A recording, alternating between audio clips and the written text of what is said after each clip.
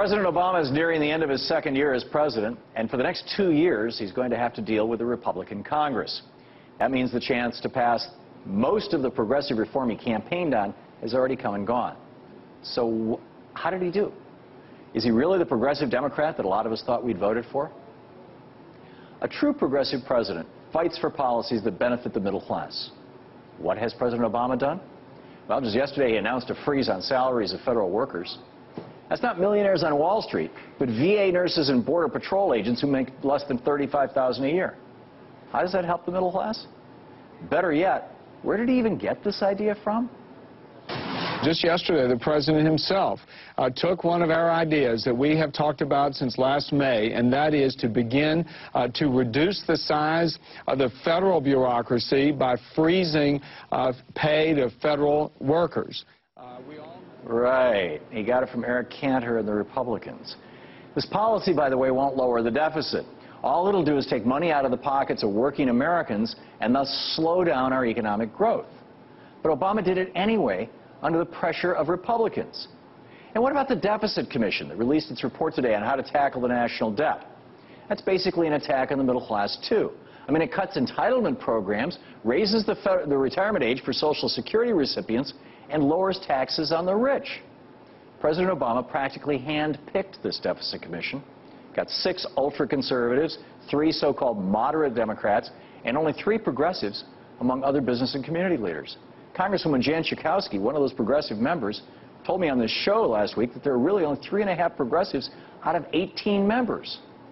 Pretty convenient for a commission that requires 14 out of 18 votes for their proposal to go directly to Congress. President Obama stacked the commission with Republicans and conservatives so that it could succeed. Tackling the deficit is a Republican Trojan horse for tackling the middle class and giving the country to the rich. And unfortunately, Obama is complacent in this scheme. A true progressive understands that the United States is part of a global community. This is what went missing in our country for 8 years under President Bush and his illegal wars and counterterror tactics. So how has Obama changed our war on terror? Has he been a progressive leader? Well, he escalated the war in Afghanistan, still with no clear exit strategy. He continues unlawful drone strikes, even on Americans. Guantanamo is still open. Posse Comitatus is still suspended. That's the law passed in the 1870s that prevents the American Army from shooting at American civilians. Habeas corpus is still suspended, that your right to be charged with a crime before you're thrown into jail. Secret prisons still exist around the world. He's even continued using U.S. diplomats as spies, according to the recent WikiLeaks release. I mean, besides blatant torturing, which he did, God bless him, he stopped. But besides that, what has changed since Bush left office? I don't see a lot. Is that progressive? A true progressive understands that a prosperous country depends upon a fair and responsible tax policy. So what has the president done in that regard? Well, he refuses to back up congressional Democrats when it comes to letting the Bush tax cuts expire for millionaires and billionaires. He can't muster up enough courage to let the top income tax rate go up 3% from 36 to 39%, where it was under Clinton. You know what the top income tax rate was under Richard Nixon? 70%. And yet Obama drags his feet on raising it up to 39%? No wonder the wealth inequality gap in our country is growing. A true progressive respects the environment and promotes policies that ensure future generations enjoy the fruits of the earth. President Obama, unfortunately, has not chosen this path. He oversaw the worst ecological disaster in our nation's history, the BP Gulf oil spill, and according to recent reports, he may have even participated in a cover-up of how serious it is as well. He gave billions of dollars in stimulus money to major polluters in the U.S. like BP and DuPont, and then exempted them from environmental oversight. Exempted them. This is irresponsible, not progressive. In these first 2 years, President Obama failed to pass any sort of energy reform legislation.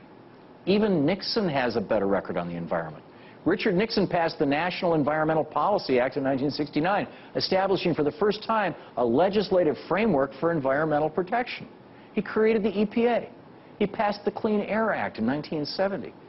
These are major reforms passed by Richard Nixon that still have, that to this day, are making this country a cleaner and better place to live. Meanwhile, in one of the most tone-deaf responses to a disaster in history, President Obama is allowing drilling in the Gulf to continue despite the dangers of another BP oil spill. Are you starting to get the point here? A progressive understands that the health of a nation is crucial to its success. That in a wealthy nation like the United States, people should not go without crucial medical care. People shouldn't be dying because they don't have enough money to pay for treatments. President Obama touts his health care reform plan as a major progressive victory. But is it? It seems to borrow a lot from a previous health reform plan proposed back in the 1970s. Take a look. The administration proposal would provide different plans for 4 categories of Americans. For 150 million working people and their families, employers would be required to buy health insurance providing a basic package of benefits, eventually they paying 3/4 of the premiums. Okay, requiring employers to provide health insurance, a cornerstone of Obama's plan. For some 20 million of the working poor and their families, the current free Medicaid services would be replaced by private health insurance fully paid by the government for the poorest, with a sliding scale of contributions for families earning more than $3,000. Okay, giving affordability credits to low-income people to purchase health insurance on the private market, a giveaway to for-profit insurance companies then, and a major piece of Obamacare today. For some 30 million domestics, self-employed and others, lower costs by being unable to buy policies at group rates from insurance pools. Okay, lower rates for individuals. That's the point of the exchange, a place where people buying health insurance can pool together and get lower rates. Its origins also date back to the 1970s. Whose health care plan was this? I am proposing today a new national health strategy. It helps more people pay for care, but it also expands the supply of health services and makes them more efficient. It emphasizes... Exactly. Real progressive, huh? Where's the public option? Where's single payer? Where's the breakup of the for-profit health insurance industry? Where is the progressive health care reform, the cornerstone of his campaign? Have we all been fooled? You see, when you put it all together, his tax policies that benefit the wealthy and contribute to our unequal society, his anti-middle class policies that take money out of the pockets of working people to give to banksters, his policies that are dismantling the social safety nets that we all may rely on at some point in our lives, his work on the environment that ruined the Gulf Coast and has given polluters free rein to permanently alter the environment, his work on health care reform that essentially is a bailout for the private for-profit health insurance industry, and his continuation of illegal tactics in the so-called war on terror that destroys our image around the world. Do you see it? When you put it all together, what do you get? President Obama apparently is a Republican. In fact, he just may be the last Nixonian Republican. It's pretty amazing when you consider it. It's just really, truly amazing. You think about the fact that this is...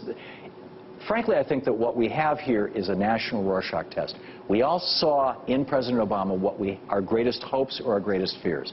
Progressives saw in him their greatest hopes, conservatives saw in him their greatest fears, and really it was a Rorschach test. It was a projection. And now that we've, 2 years later, 2 years on, we find out what we have is a guy who's maybe a little less progressive than Richard Nixon.